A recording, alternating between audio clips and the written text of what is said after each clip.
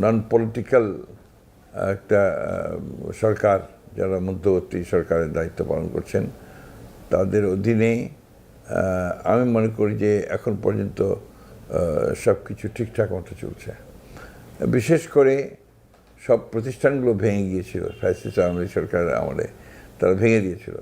সেগুলোকে আবার একটু পুনর্গঠনের চেষ্টা করা, সেটা কাজগুলো হচ্ছে। আপনার ল অ্যান্ড অর্ডার সিচুয়েশন, আপনার অনেকেই খুব নেগেটিভ কথা বলছেন, কিন্তু আমি মনে করি যে সেখানেও কিছুটা উন্নতি হয়েছে। প্রবলেম আছে অনেকগুলো, সেই সঙ্গে আপনার জুডিশিয়ারিতে উন্নতি হয়েছে, সংস্কার কর্মসূচিগুলো এগিয়ে চলেছে বেশ সময় মতো টার্গেট ঠিক রেখেই। সুতরাং আমার মনে হয় যে খুব একটা সমস্যা আমি দেখছি না। একটা পলিটিক্যাল ইস্যুতে তর্ক বিতর্ক হবে, গণতান্ত্রিক একটা দেশের মধ্যে আপনার আলাপ আলোচনা হবে, কথাবার্তা হবে, এটা স্বাভাবিক। এর মধ্যে আমি আপনার এখন পর্যন্ত ল অ্যান্ড অর্ডার সিচুয়েশন অনেকটা ডিটেরিওরেট করেছে, সেগুলো আরও ভালো করে অ্যাড্রেস করা দরকার। তা আমার মনে হয় যে সবাই যদি আমরা একটু উদ্যোগী হই, তাহলে আমরা সহযোগিতা করি আইন শৃঙ্খলা পরিস্থিতিকে, তাহলে নিশ্চয়ই সেটা আগের চাইতে ইমপ্রুভ করবে। সবচেয়ে বড় জিনিস যেটা, যে নির্বাচনের দিকে আমরা এগিয়ে চলেছি। ইতিমধ্যে লন্ডনে আমাদের ভারপ্রাপ্ত চেয়ারম্যান জনাব তারেক রহমানের সঙ্গে আমাদের প্রধান উপদেষ্টার যে সভা হয়েছে, বৈঠক হয়েছে, সেই বৈঠকে যে সিদ্ধান্তগুলো হয়েছে, সেই সিদ্ধান্তের আলোকে আমরা ফেব্রুয়ারি মাসের মধ্যবর্তী সময়ে আমরা আশা করছি যে দেশে আপনার জাতীয় সংসদ নির্বাচন হবে।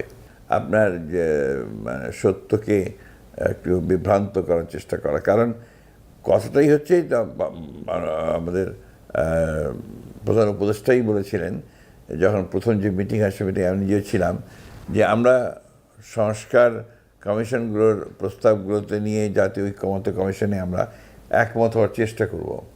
সবগুলো যে একমত হবে তা তো হবে না, গণতন্ত্রের বিষয়টা তো তা তো না, কারো মতভেদ থাকতে পারে, মত পার্থক্য থাকতে পারে।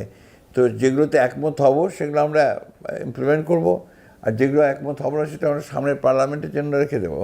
সেই পার্লামেন্টে সেগুলো আমরা জনগণের সামনে নিয়ে যাব। আপনাকে জনগণের মতামতটা অত্যন্ত জরুরি। তো সেটা একমাত্র পথ হচ্ছে একটা নির্বাচনের মাধ্যমে, যে পার্লামেন্টে আসবে সেই পার্লামেন্ট দ্বারা যখন সেটা আপনার ইমপ্লিমেন্টেড হবে, তখন সেটাই।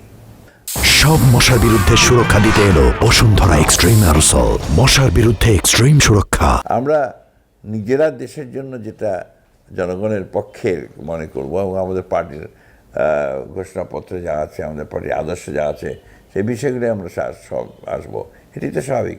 কারণ আপনার সংস্কার কমিশনের মিটিংয়ে বিভিন্ন দল বিভিন্ন কথা বলবে, যে এটাকে আবার অন এয়ার করা হচ্ছে, মানুষ ভাবছে তর্ক হচ্ছে, সব তো এক হয়ে যাচ্ছে না কেন?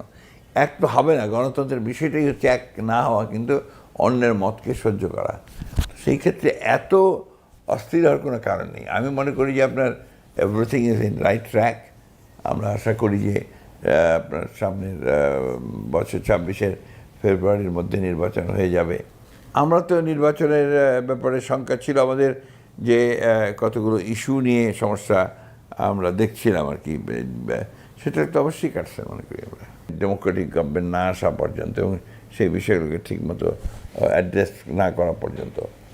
আমরা এটাকে জঘন্য ভাষায় নিন্দা করছি। আমি এটাকে এরকম যে ঘটনাটা ঘটেছে, আমি স্টেটমেন্টও দিয়েছি, নারকীয় পৈশাচিক ঘটনা আমরা কোনো বাংলাদেশের মানুষ আমরা দেখতে চাই না। যারা এরা করেছে তারা কোনো রাজনৈতিক চিন্তাভাবনার লোক বলে আমার কাছে মনে হয় না। এরা প্রফেশনাল কিলার্স আর প্রফেশনাল মাফিয়াস। এদের প্রতি বিন্দুমাত্র কোনো সমর্থন বা প্রশ্রয় আমাদের নেই। অবিলম্বে তাদেরকে আপনার বহিষ্কার করা হয়েছে, দু একজন যারা দলের মধ্যে নাম ছিল। বাকিদেরকে আমরা আমাদের নেতৃবৃন্দকে নির্দেশ দিয়েছি যে সবাইকে চিহ্নিত করে দল থেকে বহিষ্কার করা, এবং আইন শৃঙ্খলা বাহিনীর কাছে আমরা আহ্বান জানিয়েছি তাদের বিরুদ্ধে অবিলম্বে প্রয়োজনীয় ব্যবস্থা গ্রহণ করে তাদেরকে দৃষ্টান্তমূলক শাস্তির আওতায় নিয়ে আসা। রাজনীতির মধ্যে তারা যে ঘোর পেয়েছে, বিভিন্ন রকম ঝামেলা টামেলা যেগুলো আছে, সেটা they will learn it very quickly. তবে একটা ব্যাপার বোধহয় আমি যেটা মনে করি, এটা আমার, যে গণতন্ত্রের মূল বিষয়টা হচ্ছে কি পরমত সহিষ্ণুতা। অন্যের মত আমি সহ্য করব, আর আমারটাই হবে, অন্যেরটা হবে না, করতে দেব না, এই ন্যারেশনটা বোধহয় মানুষের কাছে খুব গ্রহণযোগ্য হবে বলে মনে হয়।